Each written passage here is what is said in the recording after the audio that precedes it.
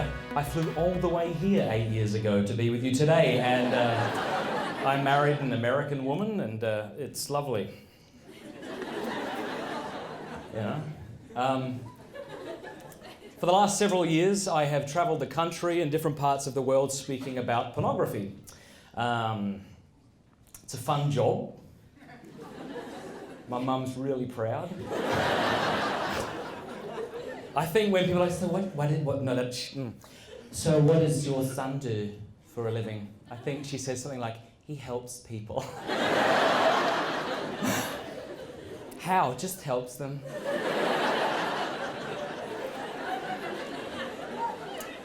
When I travel quite a bit to speak, and I'm usually asked the question by an unsuspecting passenger. That question, Sean, what do you do for a living? And I feel sorry for them. They're strapped into a seat with no viable escape route. And sometimes I'm just tired, so I try and, brush it off. I write about things, do some speaking. What on? Just stuff. What kind of stuff? Porn, okay? You happy? Now you got that out of me? Gin and tonic for this. That's what I do. And I get several reactions from folks. I had this one, a number of people just, kind of freak out at that point, and they go, oh, that's... Please don't speak to me. I had one lady, she must have been nervous, because this is what she said. She went, okay, I teach math. So it's sort of similar. No, it's not. It's not similar.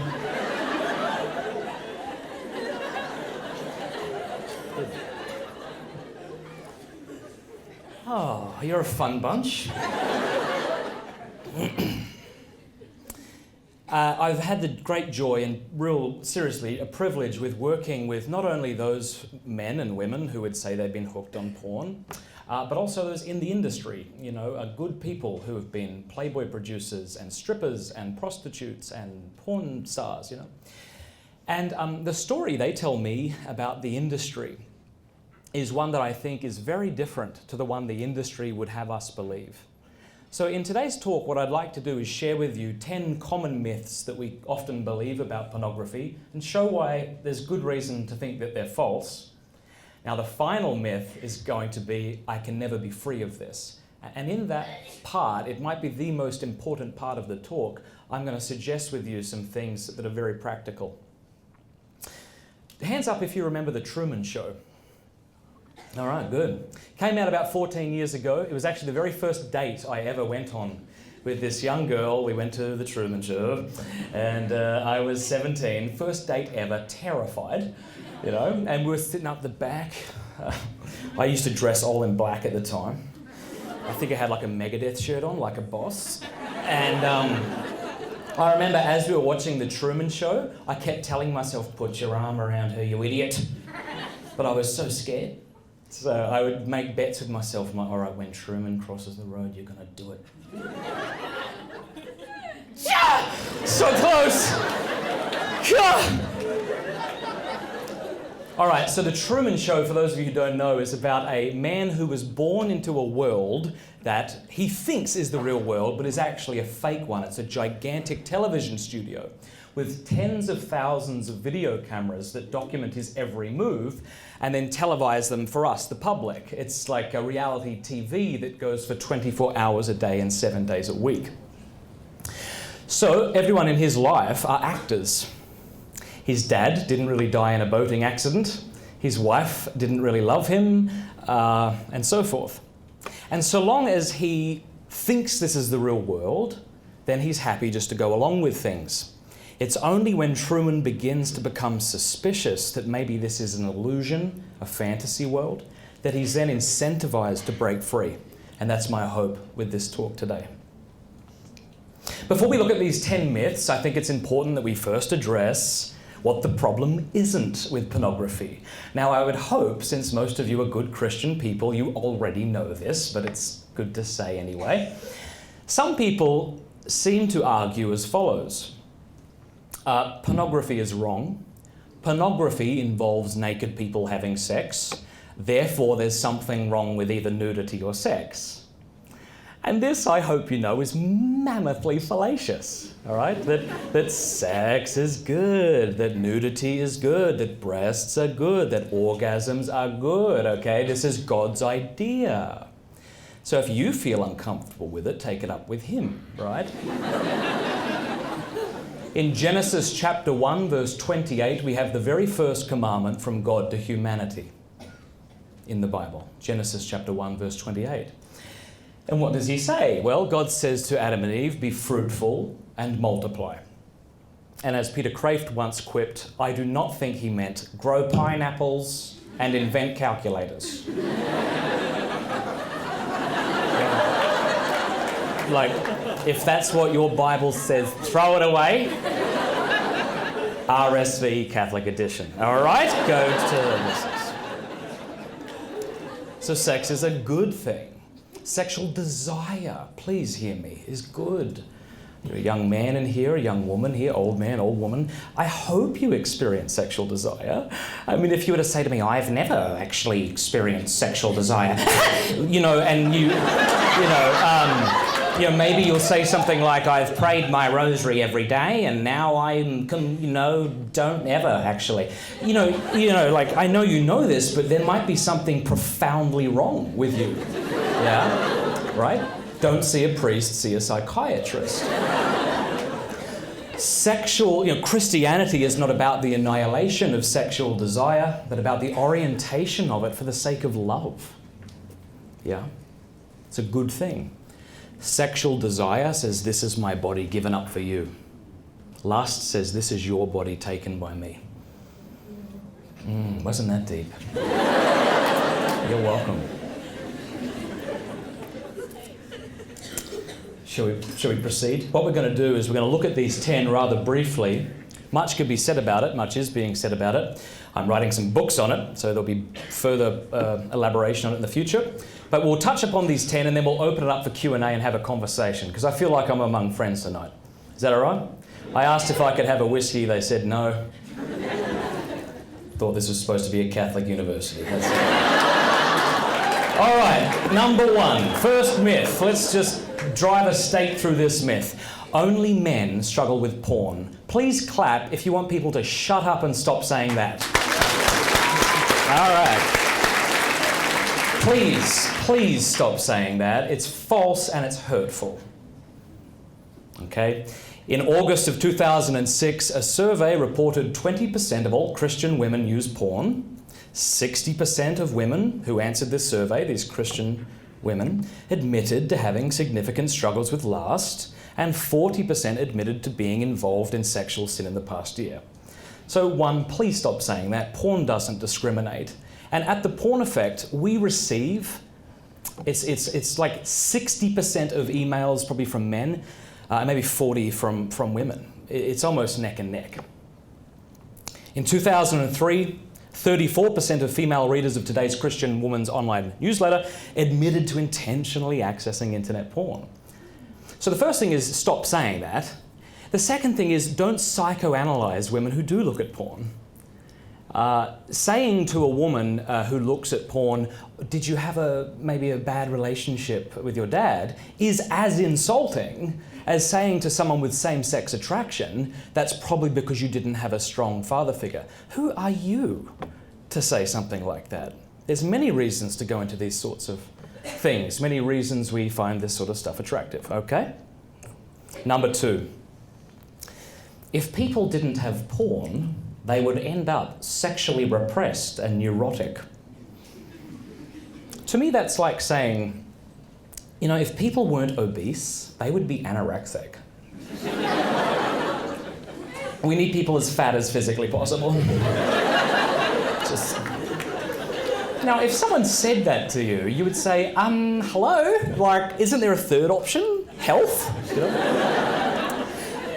And there is such a thing as sexual health, right? We call it chastity. Now, let's just all be honest. Chastity is a weird word, okay? Chastity! Especially when you say it like that. But You know, when you hear the word chastity, you think of one of three things. Jason Everett, obviously. Number two, right, you think of an uncomfortable belt. You're like, chastity, oh, that's no. Or you might think abstinence, yeah? And as you very well know, I'm sure, there's a very big difference between chastity and abstinence. Abstinence is about what you're not doing. Chastity is about what you are. So if you came up to me after tonight's talk and said, Matt, I'm abstinent, I'd say, well, congratulations, but that doesn't tell me anything about you, really. I mean, not to be too frank about it, but it might just mean that the opportunity hasn't presented itself. I mean, maybe that's why you're abstinent. It doesn't tell me that you're a virtuous person, yeah? But chastity, on the other hand, is a virtue, like courage. Just as courage enables one to be brave in the face of fear, so chastity enables one to love in accord with his dignity, right? Chastity means that you are not controlled by your sexual desire, right? It's beautiful. It's liberating. Number 3. All right, maybe not porn. What about masturbation? Masturbation's good for you, isn't it? And you hear these sorts of things all the time. I've heard people say everything from it reduces the risk of prostate cancer to, cleans up the skin. You know, just eat prunes and use Clearasil, for goodness sake. But when somebody says masturbating is good for you, what they don't mean is the act of masturbation, that there's something in the act of it that is beneficial. You know, it's like, well, you get the heart rate up. Well, you could probably do that another way, you know? When people say masturbation is good for you, they always, almost always, if not always, mean that ejaculation is good for you, if they're talking to men, yeah? But so what? I mean, that's hardly controversial, especially if you're a Christian and you recognize that orgasm and ejaculation is a good thing, it has good side effects. But just because something's a good thing doesn't mean that the ends justify the means. I've never heard somebody say, well, you know, when you ejaculate, that's good. That's why I'm having an affair. That's why I'm renting a hooker, right? Not many people would say things like that because I think many people recognize that these things are immoral. And I would like to say that the same thing's true about masturbation. Listen to what C.S. Lewis has to say about masturbation.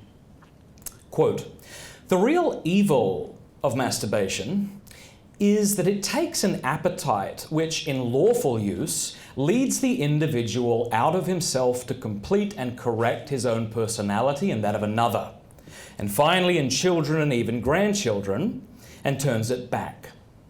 Sends the man back into the prison of himself, there to keep a harem of imaginary brides.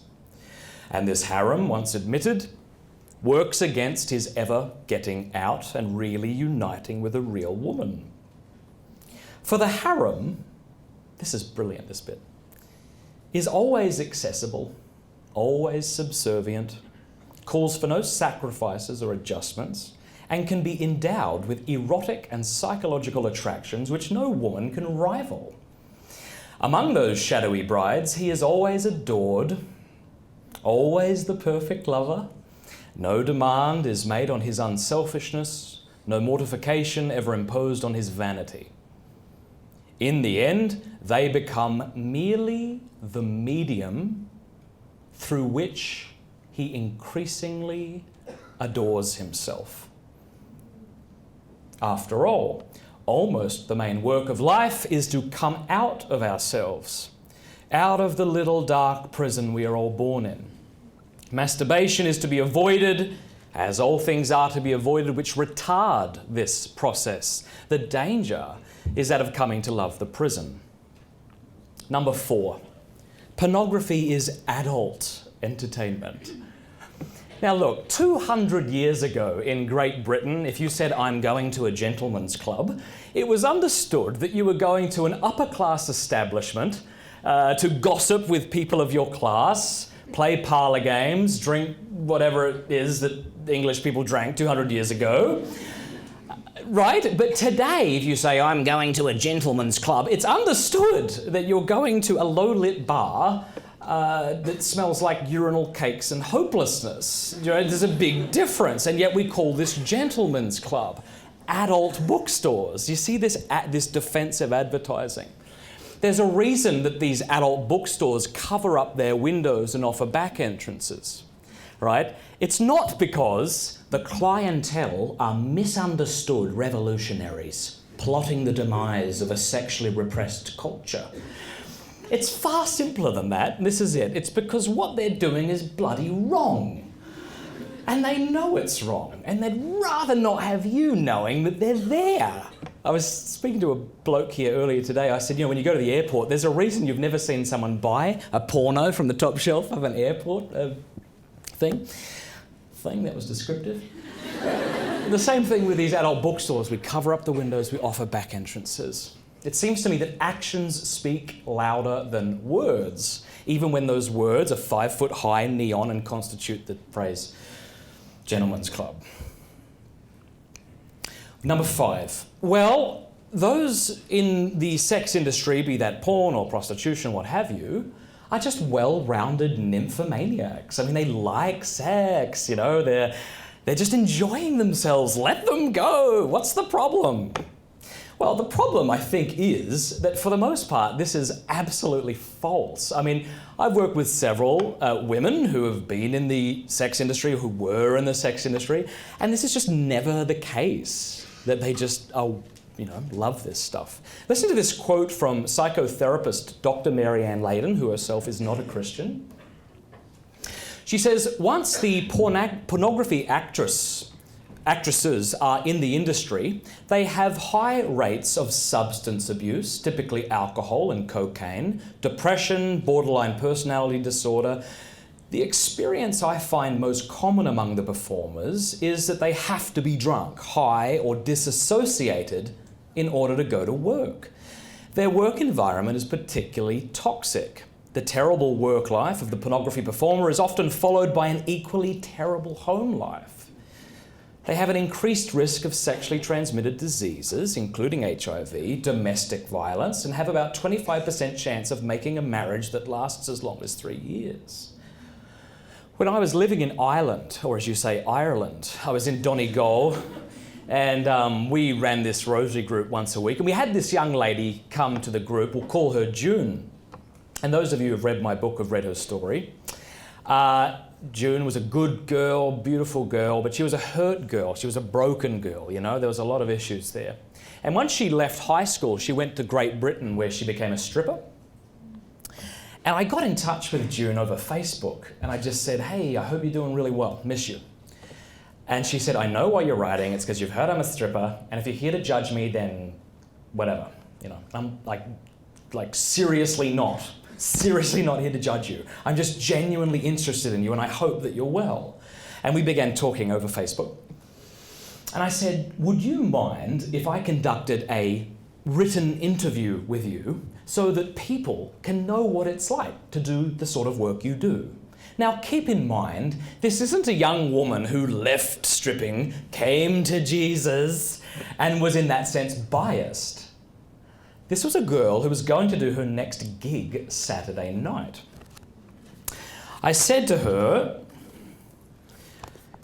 what's it like, honestly, stripping in front of strangers who care nothing for you? This is what she wrote, verbatim. It makes me feel sick. A lot of the time I try to imagine they're not there or something, but the biggest part of the job is making them feel special. Making them feel like they're unique and that you have a particular interest in them. Looking into their eyes is really important. I hate having to do that because I hate them all. I hate that it's these men who have brought this business into existence. I always have thoughts like, I hate you so much. Please die. I want to castrate you.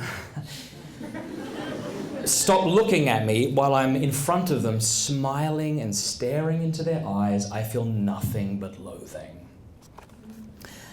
And I said, June, I'm going to go out on a limb here. You don't sound very happy.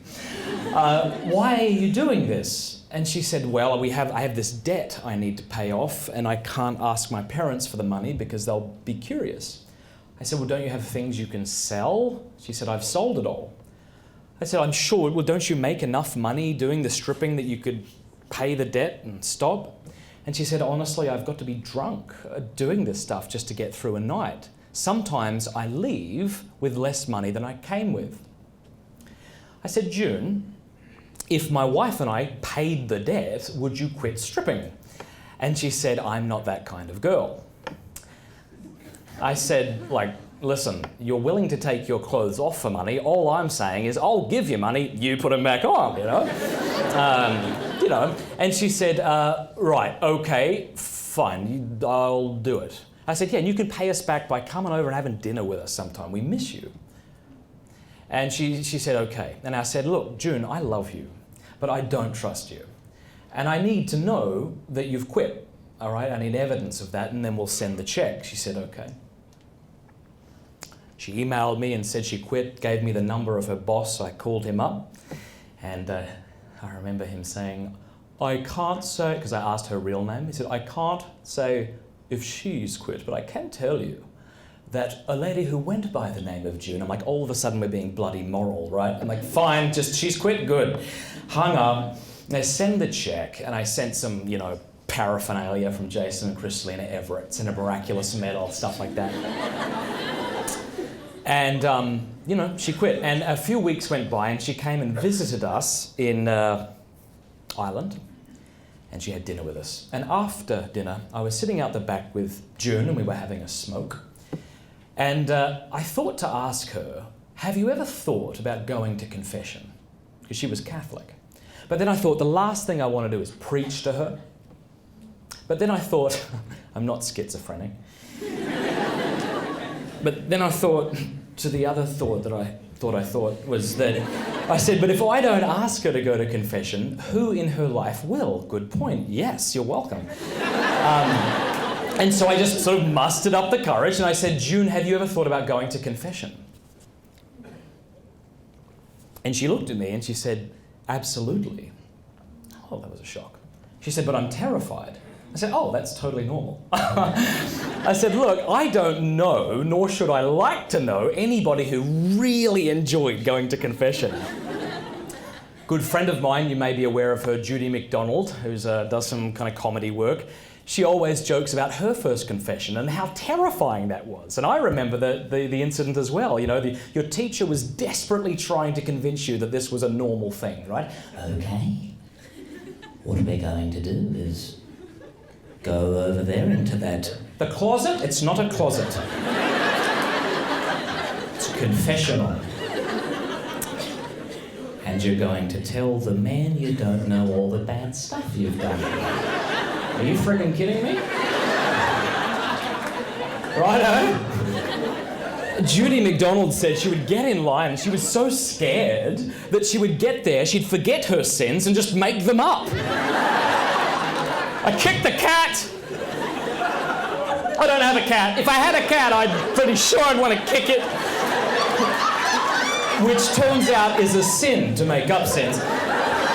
So she says, confession was an all-day ordeal for me. But nevertheless, I said, look, it's completely natural that you would feel some hesitation. Nevertheless, it's a good thing. And despite how you may be feeling, you really have nothing to worry about. She said, okay. So we arranged for a good friend of ours, a priest friend, to come over to the house the following week. And that Monday night, June arrived first, and she was really scared, white, visibly afraid. And so she came into the kitchen, and I took off with the two ragamuffins, my kids. And my wife prayed for June. And Father arrived, and we let him into the living room. And then June went in, and she just sort of confessed this stuff. And it was probably no more than 5 minutes. And she came out skipping in my hallway. Not metaphoric, like actually skipping. Please stop the skipping, would you? No, I didn't say that. Just beautiful. Beautiful. Listen, no matter what you've done, no matter what's happened to you, no matter what you did this morning, Jesus Christ apparently thinks that you were worth the death of his son. You. I know, I don't get it either. And you don't have to believe that. You're perfectly fine. Continue to live as if you're scum, that God can't possibly enjoy you like you. You can continue to live like that if you will. But in doing that, you're not living in accord with reality. So just give up and just submit to reality. He really, really likes you. You know? Porn does not liberate women. Listen to this. In 2007, researchers analysed the top-selling pornographic DVDs. In this study, they viewed 304 sex scenes. In those scenes, this is what they found. 3,376 acts of verbal or physical aggression. That's an act of aggression every minute and a half, by the way. About 88% of scenes, 88% of scenes contained at least one act of physical aggression, such as slapping, gagging. You know this if you're looking at porn. Verbal aggression was present in about 48.7% of adult videos. Women being called things like bitch and slut, and much, much worse. In 73% of instances, men were the aggressors. When women were the aggressors, they were perpetrating their violence on almost always women. In 95% of the scenes, the person receiving the aggression reacted neutrally or as if they were enjoying it. Now keep in mind that this is from the top-selling pornographic content. I'm not saying this is like fringe stuff. This stuff is how pornographers make their money. So to say, well, they're just well-rounded nymphomaniacs, liberates women. Are you kidding me? But let's play devil's advocate for a moment. You might say, well, what about dear Bella Knox at Duke University, who says she enjoys being punched in the face and choked, and apparently. Well, let's take her at her word, shall we? And let's assume she's had a perfect childhood. Good father, good mother. She loves it. Does that make it okay? Does being cool with being degraded make being degraded any more cool? I don't think it does. Sometimes this porn breeds this mentality. You'll hear people say, it's not like I'm raping anybody. Oh, well. Like when you die and face Christ, he's not going to say, did you rape anyone? You know? No. Well done, my good and faithful servant. You know, he's going to ask you what you did do, yeah? Right, okay. We're just skimming the surface of each of these, and in the Q&A period, if you want to address any either further, we can. Number 6, porn is only fantasy. It doesn't affect my life. Think about the argument behind this. It's essentially arguing that images coupled with messages do not have the power to influence human behaviour. But if that's true, then please explain advertising to me. Suppose you had a friend who enjoyed watching racist videos. Let's suppose there's a site out there, I don't know if there is or not, maybe there is, in which black people are denigrated and humiliated on set. And your friend who's white just finds this funny. He enjoys it. And when you say, look, you shouldn't be bloody watching that, he says, it's not, it's just fantasy. Well, you would probably say at least two things. You would say, okay, one, no, it's not. This is going to affect the way you relate with other people. And two, even if it doesn't, you are wrong to find this entertaining. You're wrong to find it entertaining. Wouldn't you? I think the same thing is true with porn. A couple of years ago, there was a study published in the British Journal of Psychology. It was conducted by psychologists from two universities in Great Britain, Middlesex University and the University of Surrey. Here's what they did. They took quotations about women from lads' mags, similar to Maxim magazine and that sort of junk, but even more sort of decrepit. Quotes about women from lads' mags that under 18s can buy. Apparently the culture's saying this is perfectly fine. They then took quotations from convicted rapists justifying their violence against women. They then took these quotations to the public and randomly interviewed people and presented the quotations while withholding the source. Here's some quotations, which came from which. The reason it made the British Journal of Psychology is that people didn't know. At best, they were just guessing.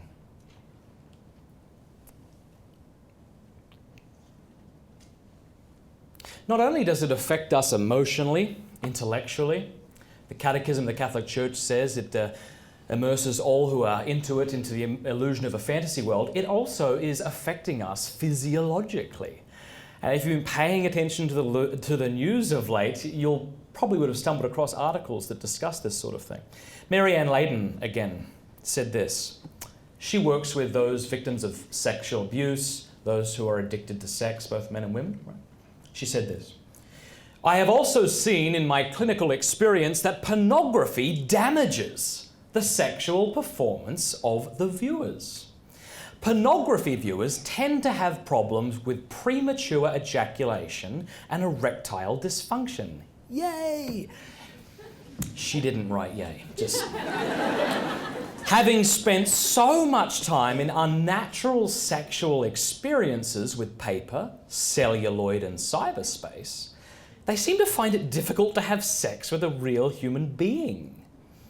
Pornography is raising their expectation and demand for types and amounts of sexual experience, and at the same time it's reducing their ability to experience sex. There are many self-interested reasons to want to be porn-free that have nothing to do with religion. Number 7. No one ever says this, but we all think it. Porn will make me happy.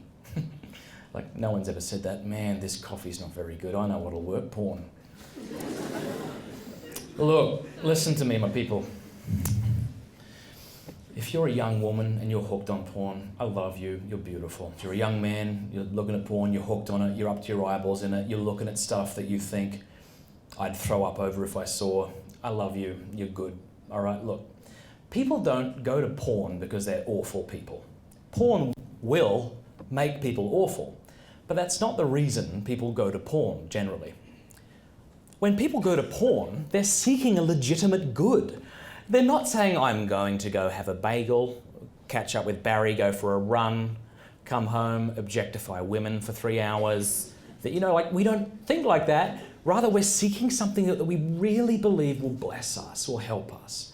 And St. Thomas Aquinas talks about this, that we don't seek sin for the sake of sin, except that we're seeking a legitimate good in the wrong way. So what are the reasons we go to porn? Well, one, it feels really good. Masturbation feels good. And if that scandalizes you, get over it. What the heck? All right. I once heard of an alcoholic who said the only time he was able to get a handle on his addiction and begin to overcome it was when he could start to admit, I really like getting drunk, but it's killing me. Well, the same thing's true with porn. Look, you were born into a pornographic culture. That wasn't your fault. Do you realize that? You didn't ask for that. You remember your first exposure to porn? Remember that? Chances are you weren't actively seeking that out. So that wasn't your fault either. The fact that you had a physiological reaction and wanted to see more, that's not your fault either. But the question we have to ask now is, since it's killing me, am I going to make excuses or decide to change? We'll talk about that in a moment. But what is it we seek when we turn to porn? Here are a few things. Excitement, joy, intimacy, freedom. But what always happens is you go looking for excitement and you become bored. Pornography is a drearily predictable means of becoming bored and boring. It doesn't work. Jason Everett put it this way, we go looking for excitement, but we become bored with some of the most beautiful bodies on the planet. And we click from scene to scene, from fantasy to fantasy, And then we slide into marriage and we think that somehow our husband or our wife is going to keep our attention. We go because we want joy. I was joking with my wife the other night. Sometimes it's like 10 and 10 at night and I'm going through the cupboards looking for happiness. I know it's around here somewhere. It's like if I could just find the pirate booty, then I would be able. We want joy. We want joy. But as St. Jose Maria Escriva has said, and I'm paraphrasing, but after a sexual fall, what loneliness. So we go for joy and we end up sad. We go for intimacy. Maybe we're lonely. And pornography gives us a warped sense of intimacy. But what ends up happening is we become even more isolated. Maybe we go because we just want to be free. I just want to be free to do whatever I want. But we end up enslaved and addicted. We go for adult entertainment and we become increasingly juvenile. Number 8, porn isn't addictive. It's nice that you're laughing.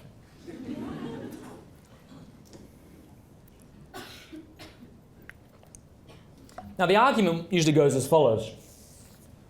You can't inject porn, right? We're agreed on that. You can't inhale it unless you set a magazine on fire. Would recommend that. Inhale it, don't do that. Right? It's not a drug. Porn isn't a drug, therefore it can't be an addiction, therefore stop calling it an addiction. You're trivializing real addictions like methamphetamines and alcohol.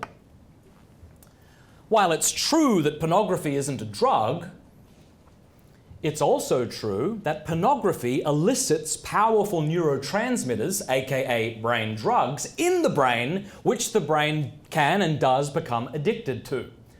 So the old notion that it can't be a drug because I'm not inhaling it is hopelessly out of date with what we now know through modern neuroscience. Dr. Kevin Skinner is a neurosurgeon in San Antonio, and on my website, theporneffect.com, I interviewed him. And he says, let's talk about the neurotransmitter dopamine, which, in addition to its role in body movement, if you have a friend who has Parkinson's disease, it's very likely they're being given a derivative of dopamine. It plays a key role in the pleasure-reward centers of the brain. It incentivizes us to produce behaviors that are conducive to our survival. Have sex, exercise, even win a game, eat a hamburger. But Dr. Hilton says that when the pathways are used compulsively, a downgrading occurs, and this neurotransmitter begins to shrink, and the reward cells in what's called the nucleus accumbens are now starved for dopamine. It's as if we've now reset the pleasure thermostat in our brain. And we now need harder forms of that drug, and in this case with pornography, more shocking forms of that drug just to feel even, just to feel normal, like someone who isn't addicted to porn. And as a feedback of sorts, the frontal lobe, which is critical in making good decisions, right, judgments, can actually begin to shrink as well.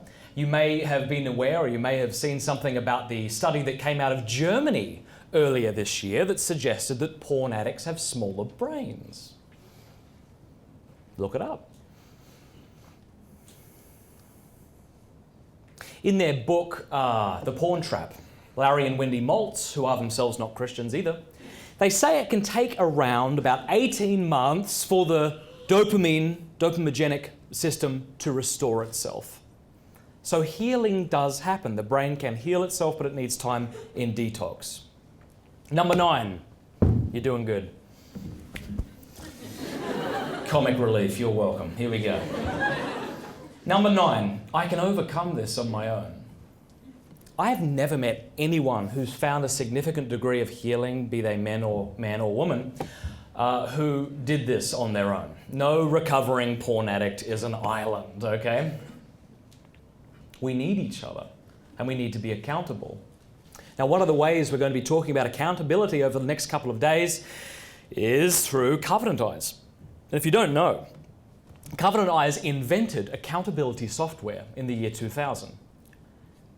They also have a fantastic filter, which, if you're looking at porn on a regular basis, would be a good idea to get also. But what's beautiful about accountability software is it changes the mentality.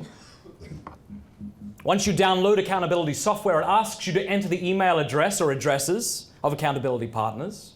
Then it will send them a detailed report once a week, once every 2 weeks, of where you've been. You can set the rating. And it's rated in much the same way that video games are rated. So G, PG, M, MA, right? Changes the mentality.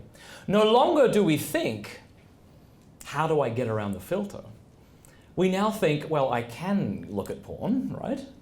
But then I have to have a very awkward conversation with grandma or whoever you choose to be your accountability partner.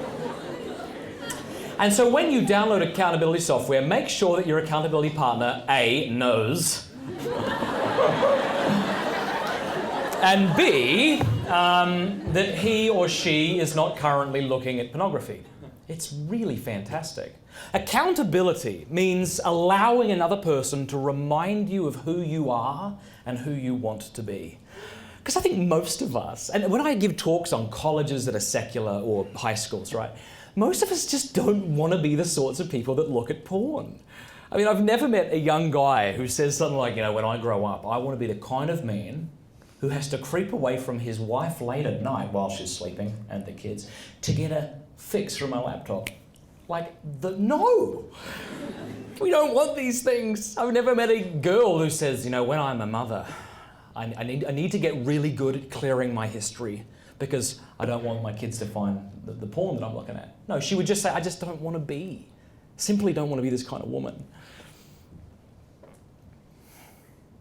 So having somebody in your life who can remind you of that is a really, really good idea. How frankly can I put it without being offensive? Let me say a few things. I have people call me, people that you would have heard of who are kind of Catholic leaders in America or Catholic speakers. And I had one bloke call me recently and he said, Matt, I'm an idiot. And I said, I know, but why? It wasn't Stefanik. I said, why? And he said, I tell everybody to get covenant eyes, and I never got it for my kid, and I just found out he's been looking at porn for the last year. And I said to him, you are an idiot. Yes, that was an idiotic thing to do. If you're serious about recovery from pornography, covenant eyes isn't an option. It's something you will do. Does it require sacrifice? Yes.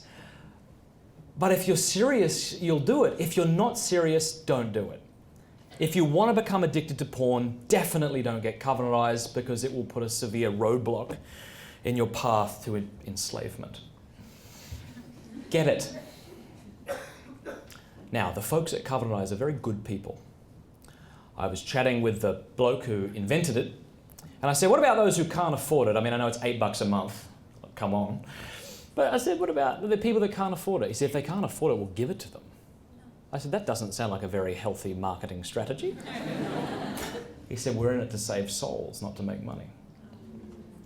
So if you legitimately can't afford it, Covenant Eyes has a hardship program. They'll give it to you for 3 months at a time. They'll email you, check in with you. If you can begin to support it, then good. No questions asked. We really don't have an excuse. Over the next couple of days, you'll be learning much more about it. All right, are you ready for probably the most important part of the talk, now that you're tired? Do you want me to tell you a joke?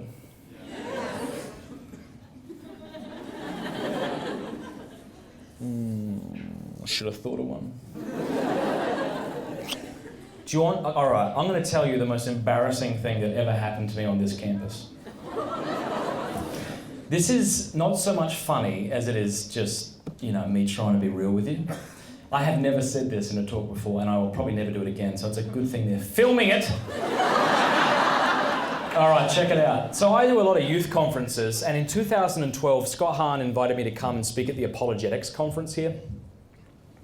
So after 2 youth conferences, a little different vibe. I show up into this room and all of my heroes are there. You know, Janet Smith, Ralph Martin, and Patrick Madrid, Scott Hahn, Kimberly Hahn, other people that obviously weren't that important to me. Now they're all standing in this room with suits. I walk in with bloody ripped jeans and a superhero t-shirt. And I felt like I would have rather been naked. You know what I mean? Sorry. I felt so stupid. And they were all very kind about it. Oh, yeah, I got the youth thing going on.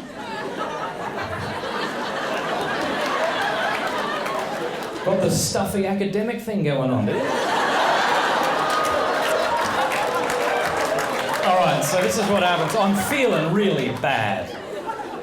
And I sit down, you know.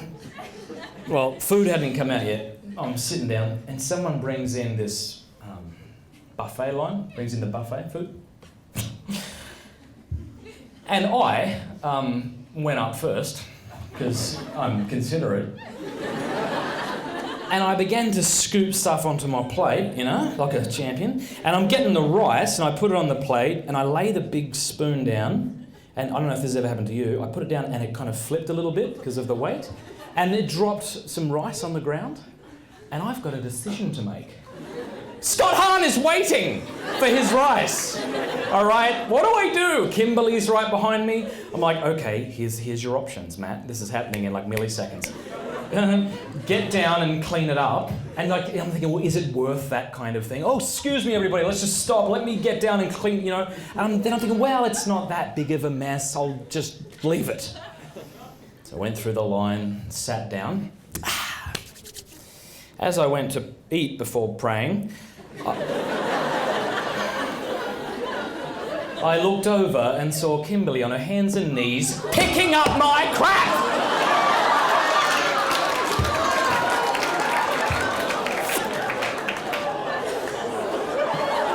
That woman is a saint. Me not so much. Now, at this point, I have another decision to make. Think if you were in my shoes. Let's face it, Birkenstocks. All right, now what have you done? I'm like, I have two options. I get up and make a big deal about it, because it wasn't that much, you know, so you go, oh, I'm so sorry, oh, excuse me, do you want me to, can I help, I'm sorry. So, whatever, at the time, like, not doing that.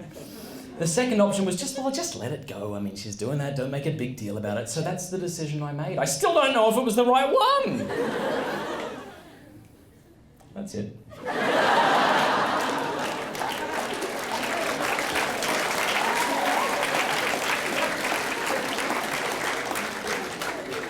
To this day, I'm terrified to ask Scott for an endorsement. He dresses like a hobo, throws food around. All right, number 10. I can never be free of this. Oh, I can never be free of this. I stumbled across porn at the age of 8. I was playing out the back of a relative's house. My mum kicked us out of the house, my brother and I. She would do that from time to time when she got fed up with us. She would literally lock us outside. Go and play, go on. At the time, I'm like, this is child abuse. Now I have 4 children. This is survival. So we would run around the back of the house and we would play something we called Dirt Ronnie Wars. Now a Dirt Ronnie is, we had this red dirt in Australia that was talcum powder fine. If you clump it together, it makes like a snowball. Same mechanics are at play. The harder you pack it, the harder it hits, and hopefully he bleeds. And so we would run around and we would do this game, and at one particular point I was running away from my brother and I ran into the shed. And there was a wooden trunk in the corner, and I opened it up and I rummaged around, and there it was. A glossy centerfold of a completely naked woman looking at me. Hello. You're friendly. I had 2 feelings. One, awe, or wonder, something, and also something like shame. Wonder because, as Jason Everett has said, well, at least from my point of view, there may be nothing, is nothing on the earth as beautiful as the female body. Sorry. No, I'm not. People don't usually get addicted to looking at pictures of flamingos. Right? No one gets addicted. I mean, we may have watched the double rainbow thing a few times, but no one is confessing it. Like, no one's like, it's becoming a problem! what does this mean? It's so beautiful. I can't help myself. So something like wonder and something like shame, I knew that I shouldn't be looking at it. Now, as technology advanced, so too did my use of porn. At the age of 13, not only did I have a relative who hid porn in his shed, a dad, who's a good man, by the way, but when he found my stash of porn, he pretty much congratulated me for it. That was surprising. I had a grade 8 teacher at a Catholic camp tell me masturbation was fine and we should go for it, like we needed permission. I'm like, all right. If that's not enough, I had my best friend's mum, 13 years old. She would drive us out to movie stores and rent us pornographic films at the age of 13, right? Classy. Now, we would go back to his house. I'd go to his room with my friend. She'd go to her room. We'd watch them. My parents didn't know anything about it, and I was fine with this arrangement. But as technology advanced, so too did my addiction. I remember being in a strip club at probably the age of 16. I got in there somehow. And I wasn't Christian at the time, but I remember having this thought. You know, I was on the third beer. You know, after the third beer, we all become philosophers. That was... I'm very pensive in the strip club. And I'm thinking to myself, I'm like, if I saw my dad in here, like if he walked in with some mates, or if I saw him in the corner, I would lose all respect for him. How is it okay I'm here? Forget about it. Brush it away. Brush it away.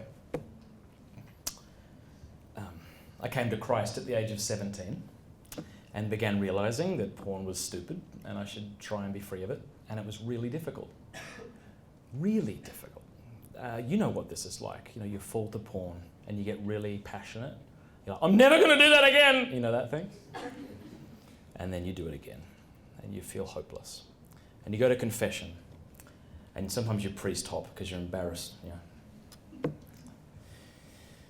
And sometimes they give you bad advice. Sometimes you get only spiritual advice. You know, pray Hail Mary. All right, I'll give that a shot. And it can feel rather disheartening, hopeless. I know exactly how that feels. I know how sick and tired I was of being sick and tired. I carried it into my marriage for a little bit, and then by God's grace over time, I began to find some freedom from it. You know, I haven't done it a long time now. Doesn't mean I can't do it tonight or tomorrow. Let's address something before we talk about this way in which we can be free of porn. What does it mean to be free of porn? I think if we view freedom from pornography as a destination, then we're going to remain perpetually frustrated. If we think to ourselves, after I pray this many rosaries every day, then I'll be free. There's a problem when our prayer life becomes all about not looking at porn. It perverts our relationship with God. Our reason for praying should be union with God. But you'll find people, and you've said it too, I didn't pray my rosary Wednesday and I looked at porn and I know it's because I didn't pray my rosary. As if we're saying, I didn't pray my rosary, therefore God made me, or if he didn't make me, he allowed me to look at porn. We put all the responsibility on God and none on us. But saying I need to pray so I don't look at porn is sort of analogous to saying I need to tell my wife I love her every day so I don't commit adultery. These aren't why we do these things. Freedom is one day at a time. Sometimes it's 1 hour at a time. Maybe you're in here today and you're like, dude, I totally looked at porn right before coming here. I'm sorry if that happened, but 1 hour at a time, man. Every moment, choosing to be the kind of people we want to be, the kinds of people God wants us to be. It's a bloody hard struggle sometimes, but it's really worth it. Freedom is a daily choice. All right, get ready. In his book, Treating Pornography Addiction, Dr. Kevin Skinner lays out what he calls an activation sequence. He also calls it, this is a little more funny, I guess, the pornography highway. I think I used to live there in Houston. And what he says is this: when somebody falls to pornography, one of two things happen. One, they look at porn, but there was something before that, right? The idea came into their head about porn, and then they looked at it, right? Two things. But he says in this activation sequence, there are at least 5 stages in between these things. And if what we'll do is look at each stage and ask, how does that apply to me and we're brutally honest about it, even though it makes us embarrassed, we can then write a deactivation sequence. Because if you go to my website, theporneffect.com, I lay out a lot of advice for the big picture. Prayer and fasting, accountability. You need to get informed. We need to go to counseling if we need counseling. We need to be patient, right? This advice is for when temptation strikes. Here are the 7 things. If you're taking notes, write this down. The first thing is a stimulus or trigger. Stimulus or trigger. Number 2, emotional response. Number 3, the first thought. I'll be saying these again. No one go crazy if you're not. Number 4, chemical release. Number 5, body language. Number 6, the second thought. He calls it the battle. Number 7, the behavior.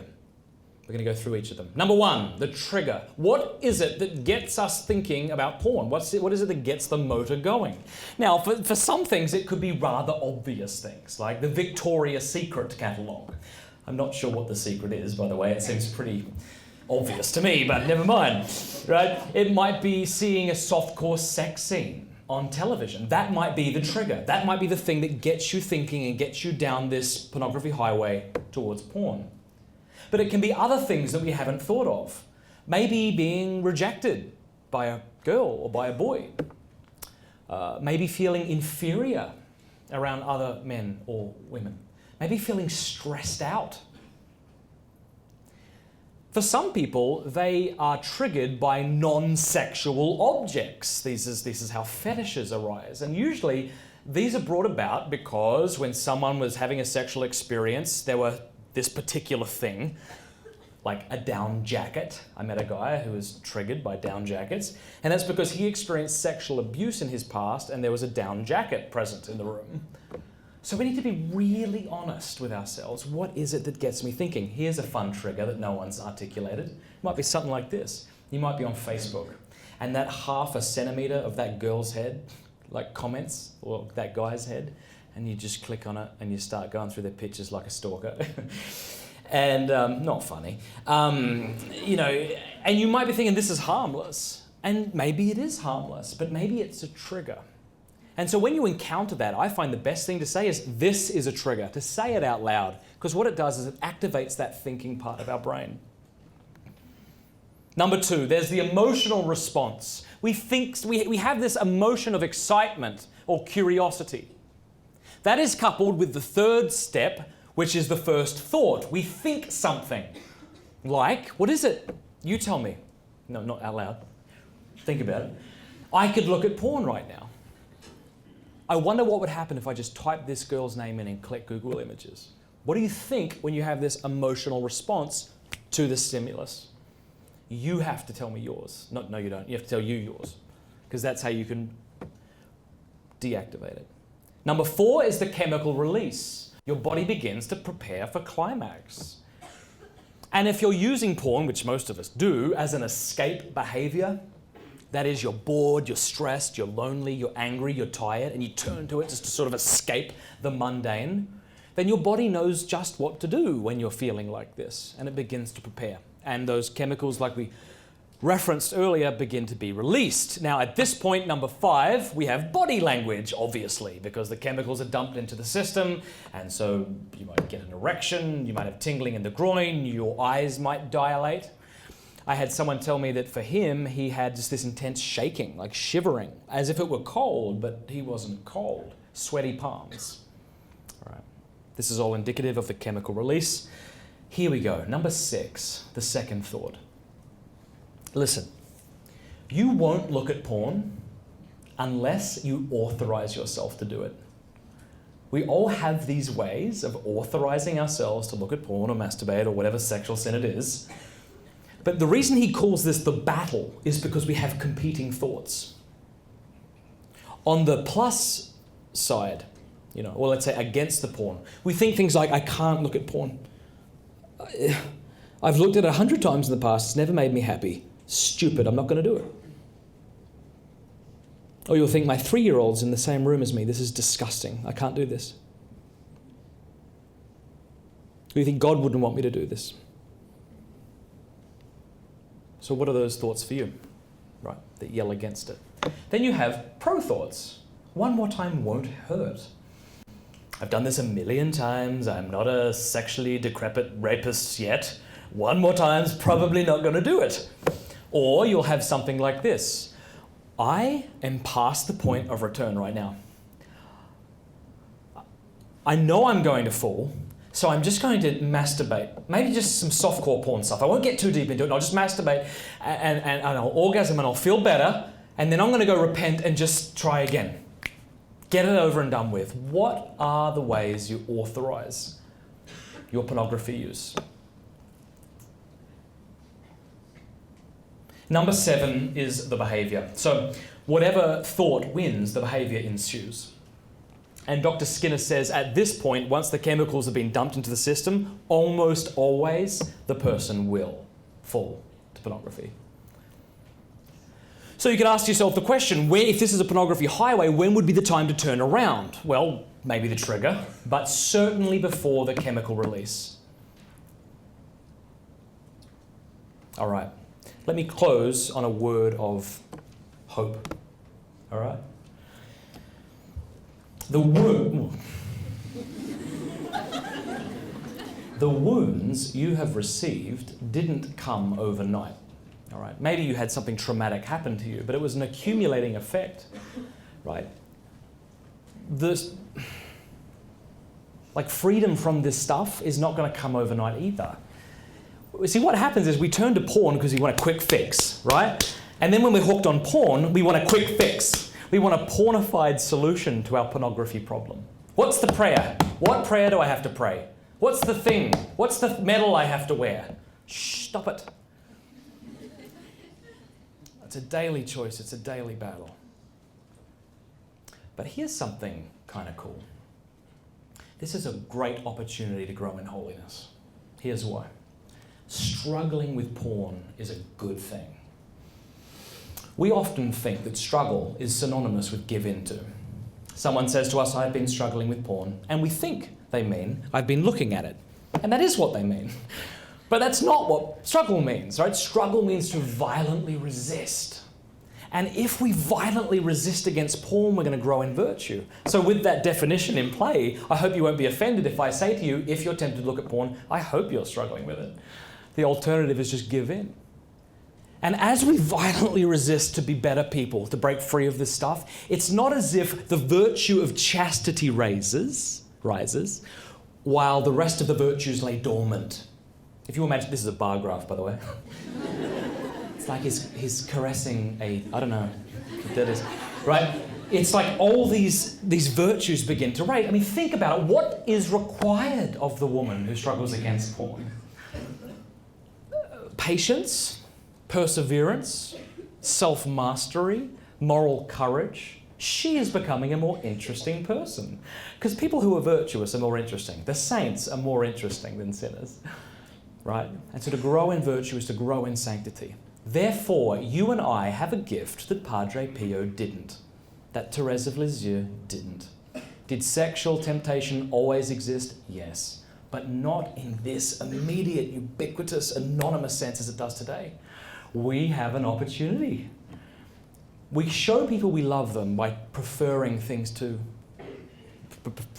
to things. What a beautiful honor we have to be able to prefer Christ to this sin. You know, I remember when I was going to confession one time, for the umpteenth million time to confess porn and masturbation. And I'm standing there in line. I'm thinking, God's mercy is evaporating on me. It's like he's like going to be the soup Nazi from Seinfeld. No more mercy for you! You know? Go home and look that up, yeah. You know, we stand there and we say to ourselves, would God forgive the biggest sinner? Yes. But what about me, we think to ourselves, who come back week after week with this stuff? And we know in our heads that that can't be true, but in our hearts we fear that it will. But as I was waiting there, I remember, maybe the Holy Spirit brought it to mind, that scene from Matthew's Gospel where Peter approaches Christ and says, how many times should I forgive my brother who sins against me? 7 times? And Jesus says, no, 70 times 7. By which he didn't mean 290? What is it? 490. I said 290. You're welcome. Right, he didn't mean 490, right? And then after that, no mercy for you. Right? He meant perfection. He meant consistency. If Christ is going to command us to act in that way, then that way will not be inconsistent with the nature of God, who is infinite in all of his attributes. The same God who had mercy on Moses, the murderer, Rahab, the prostitute, David, the adulterer, Paul, the Christian murderer, will have mercy on us also. I'm reminded of the words of Saint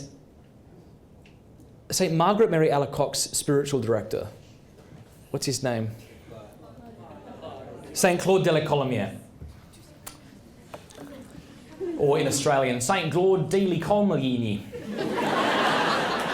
This is what he says. All right, I'm paraphrasing, but it's so beautiful. And if you're just like caught up in porn and sin and crap and no one knows about it, you're totally ashamed and all that, just hear these words.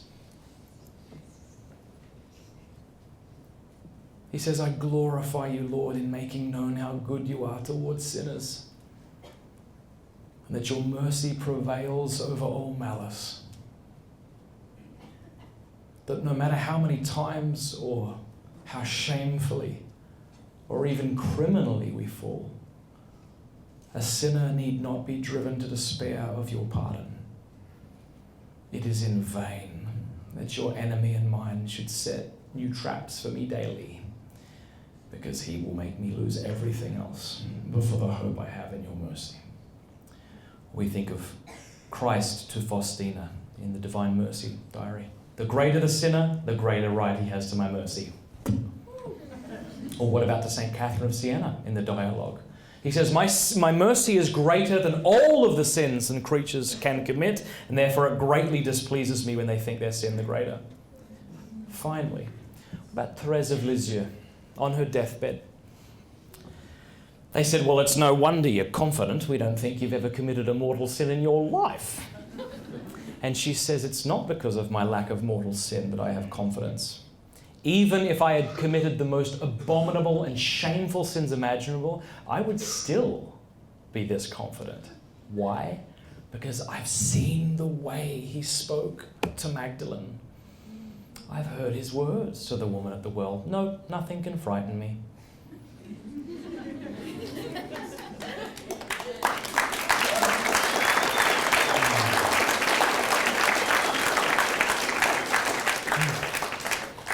She says, I know that all of that sin, I would take it broken and bruised, and it would be like a drop of water flicked into the raging furnace of his mercy.